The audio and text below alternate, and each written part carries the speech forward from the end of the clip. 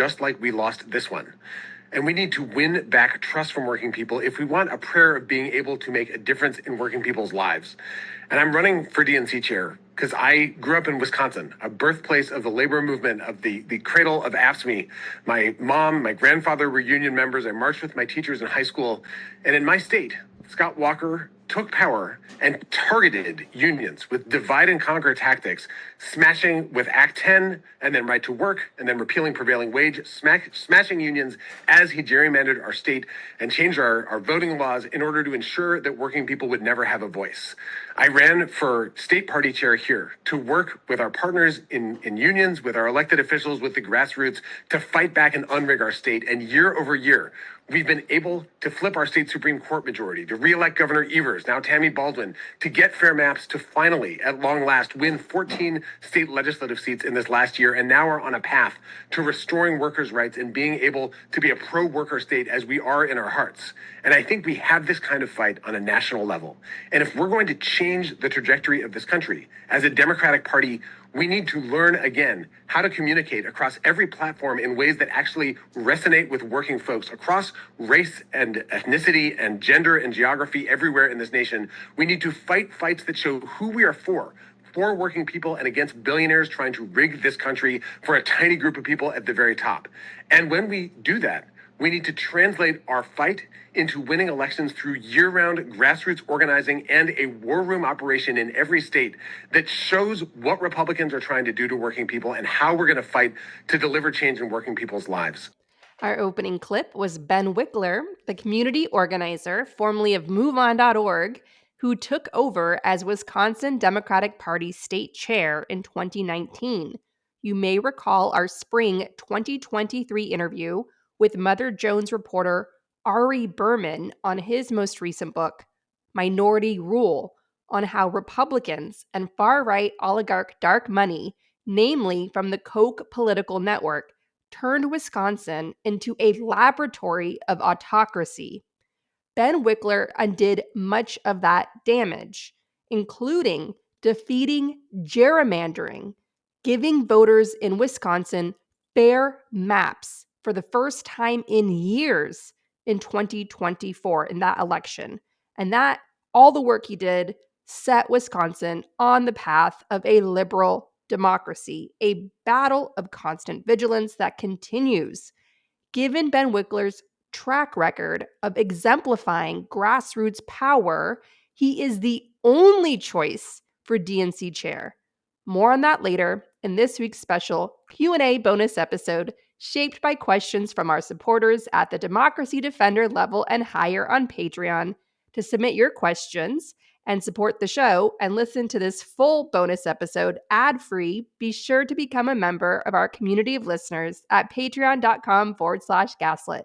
Discounted annual memberships are available. If you're already a member, you can give the gift of a Gaslit Nation membership to someone in your life. This Friday, big news, we've never done this before, some of our listeners in our Patreon community have organized a game night that's happening this Friday at 8:30 p.m. Eastern. This is the first time this is being attempted here, so if we want to change the times around, play around with the type of game, whatever, we'll do so. But we're kicking it off with this Friday at 8:30 p.m. Eastern. That is January 10th, 8:30 p.m. Eastern, Gaslit Nation game night, organized by Gaslit Nation listeners. I found out about this. One reached out to me saying, "Hey, we're having a game night." And so they're having a game night, and I will be there at the start to kick things off. And look for the Zoom link to join that game night wherever you are this Friday at 8:30 p.m. Eastern. Look for it on Patreon at the top of the episode page for this bonus show, as well as in our victory chat on Patreon. Again, I will join at the start of the game, and then I have to go put the kids to bed. But the Gaslit Nation listeners that are organizing this will be there. What game are they playing? Well, Hunger Games, of course. Obviously, I'm just kidding. They'll be playing either Codenames or Chameleon, which are good for online groups. Two games I have never heard of until today. So I'm assuming instructions will be provided by the game master. Best of luck to all who play. May the odds be ever in your favor. All right, everyone. We are living through what feel very much like the end times. the world has been here before. I mean, look at the many episodes of the Black Plague. I'm not trying to make light of the horror that's going on in Southern California right now, the fires. Our hearts go out to all those impacted by the fires in California. I want to point out, as many have about these times that we're living in, Southern California is the scene of an ongoing fiery dystopian apocalypse.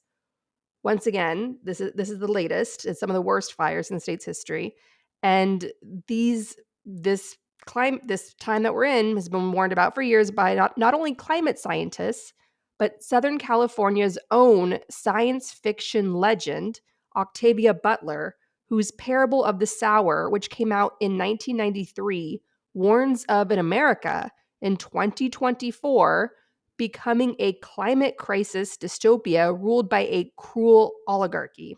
In the novel, a candidate wins the presidential election on November 6, 2024, with the slogan, "Make America Great Again." And now here we are. I'm devastated for all of the people, the homes, the animals, the wildlife, the ecological systems that are being devastated by this man-made greed machine of man-made climate change. And it's man-made, it's not woman-made, because it's been the patriarchy in charge in recent centuries. Okay? So this is a man-made disaster that can impact you wherever you live. Wherever you live. Here in New York State, we live in fear of massive floods as these hurricanes get wetter and faster and more ferocious. So none of us are safe from the climate crisis monster that's coming. Yes, it impacts our sleep at night, the anxiety that we live in. It's the soundtrack in our minds of just steady beat of anxiety. I've had so many dreams in recent years about the climate crisis. I had a dream recently that the oceans had risen up so high in California that the Hollywood sign itself was now on the beach. And so this needs to stop. It needs to stop in our lifetime. So I'm going to recommend some books for you to read, for all of us to read, our community. I'm reading these books as well with you.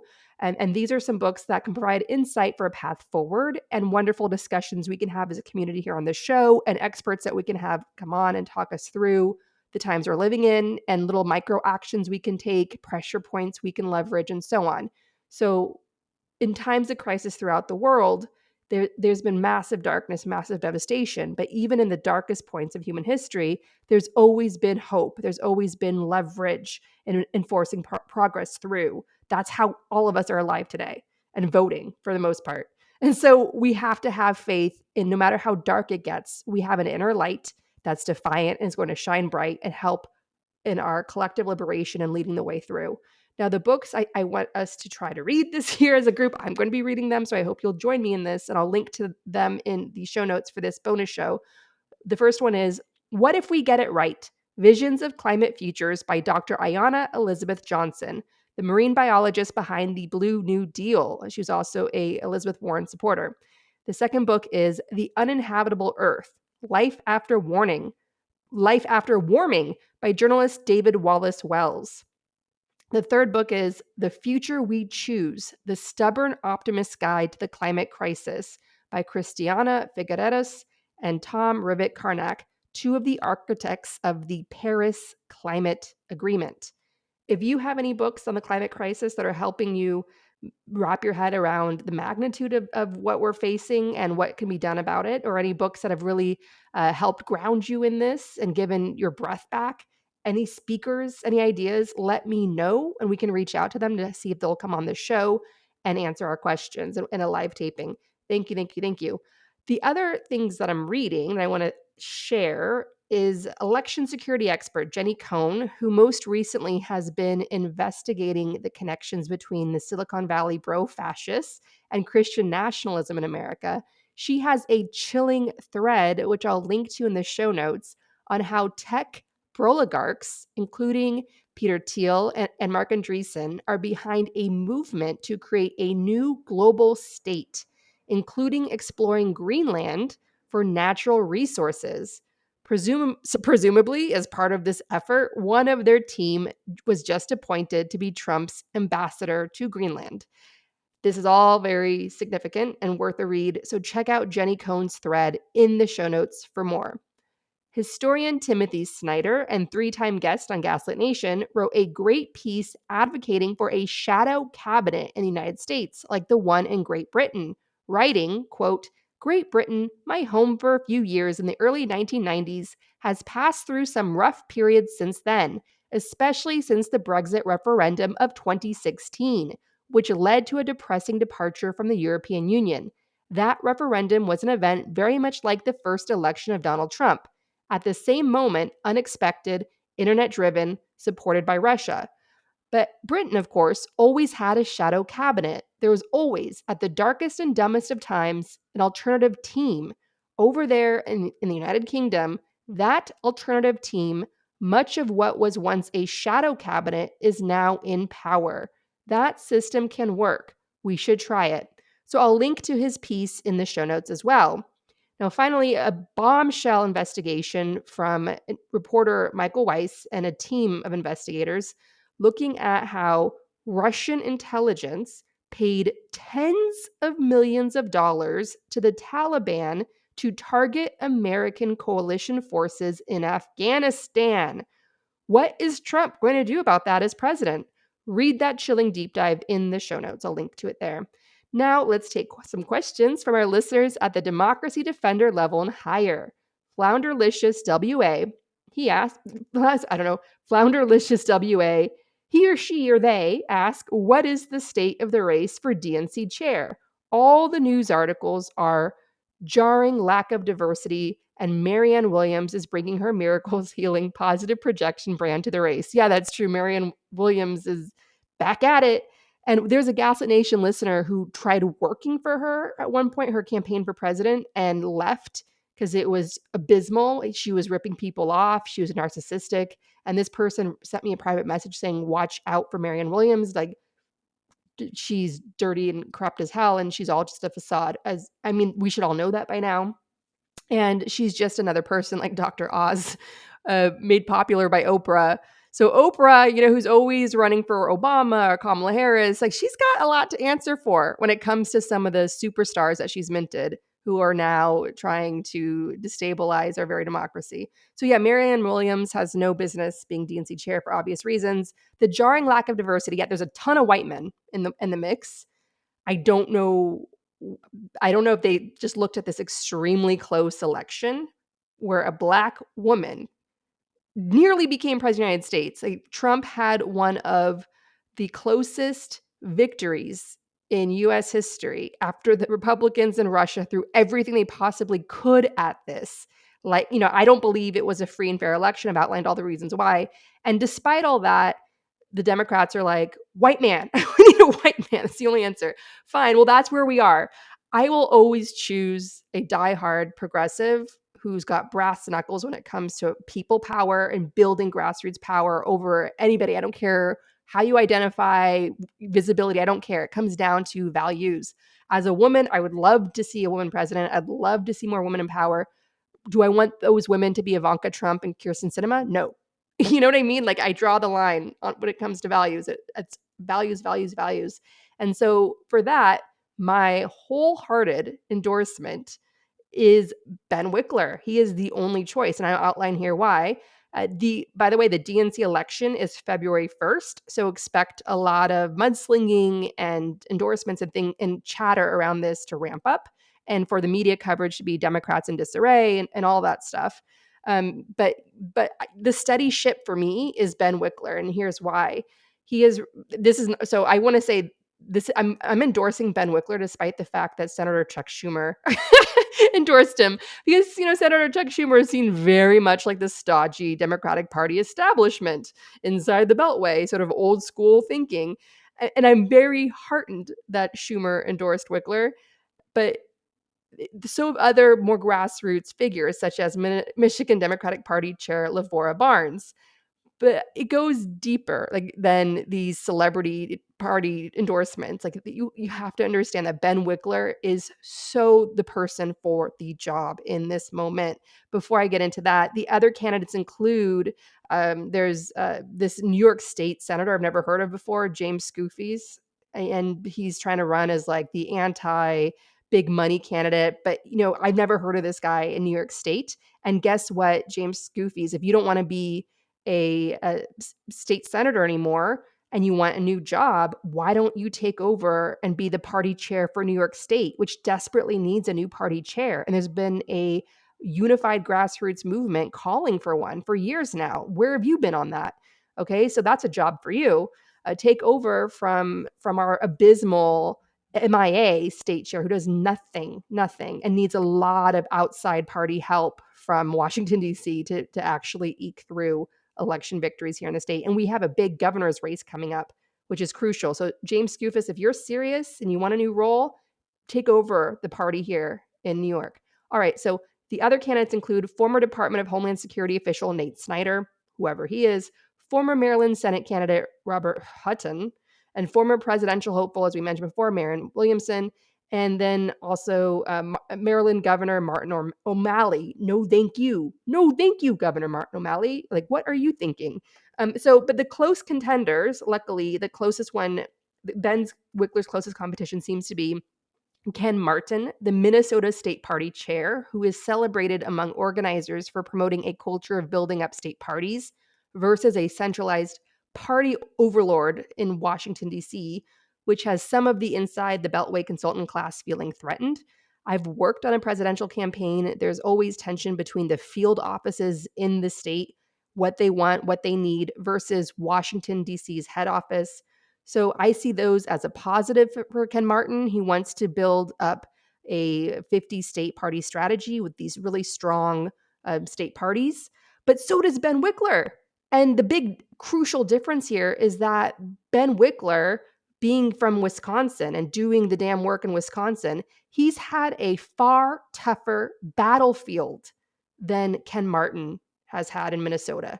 Ben Wikler had to slay some serious fire-breathing dragons. Ben Wikler is far more battle-hardened than Ken Martin, and that matters because the demons that Ben Wikler exercised in Wisconsin are the same demons we're facing on a national level, and that is what we need as a DNC chair. All right.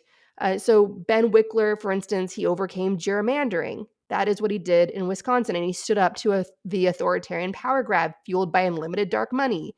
That's what we need him to do on a national level now as a new Democratic Party chair. And so Ben Wikler, just so you're aware, as when all the media starts ramping up around this February 1st DNC race, this is your X-ray vision now to look through all that coverage. Ben Wikler's political opponents are trying to paint Ben Wikler as a tool of corporate donors, but that's simply not true. Ben Wikler carries a lot of weight with major party donors as well as major celebrities because he has leveraged all of that star power to put Wisconsin's state battles on the national map, like turning the state Supreme Court race into a national cause. And winning that key Supreme Court race, that's what led to finally undoing gerrymandering in Wisconsin.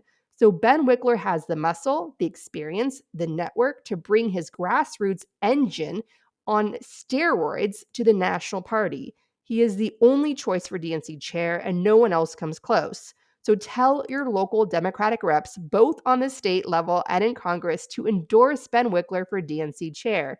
The country will be better for it.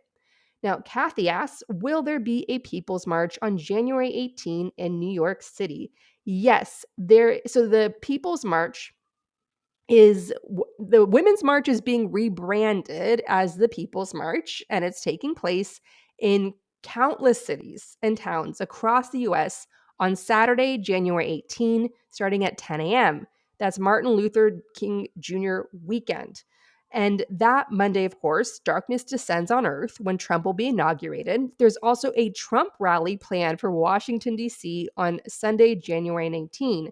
I strongly encourage everyone, wherever you are, to join or host your own People's March. I will be marching in New York City. If you're a Gaslit Nation listener in New York and want to march with me, let me know. We can meet up that morning with our signs. And I also want to throw out there, let's have a sign making contest. Who can have the wittiest, most ridiculous, most colorful, most creative, most like kick those Nazis in the balls kind of sign. So let's have a contest for best sign. So get creative and march, bring your sign. I'll have mine. Even if it's just on a piece of cardboard, you just write some statement, that's enough. So like send me photos of your signs wherever you're marching in the People's March on January 18th, Saturday, and I will post a photo of mine. I'm still coming up with it. I gotta take some long walks to figure that one out, but I'm excited. Anyway, because everything, every single thing we do matters. We have to show up for the People's March, wherever you are, no matter how tired or disillusioned you feel. It's so, so, so important. These marches do make a difference. They do create an energy shift. Activism is hope in action, and we're not letting them take away our hope by doing nothing. Sometimes progress is 2 steps forward, 10 steps back, but we make progress by showing up for ourselves and each other. So show up to the march, support the organizers, support all those who refuse to obey in advance. The Women's March in 2017 was one of the largest in history, and it inspired countless women to run for office, ushering in the big blue wave of 2018. So we need you. Be sure to march wherever you live. If there's no march near you, the People's March website walks you through how to organize one. So feel empowered to do that. I will link to an interactive map in the show notes where you can enter your zip code and find a People's March near you. That's January 18th, Saturday, 10 a.m. I look forward to seeing you there. To the Gaslit Nation listeners in New York City. To hear this full episode, be sure to grab a membership at patreon.com/gaslit. That's patreon.com/gaslit. Discounted annual subscriptions are available. All right, the next question